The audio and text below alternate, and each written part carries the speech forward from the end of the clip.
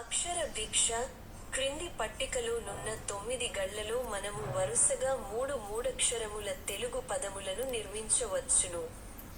కాగా ఆ 3 పదముల చివరి 2 అక్షరములను మాత్రమే పట్టికలో ఇచ్చి మొదటి అక్షరమును ఖాళీగా ఉంచుట జరిగినది.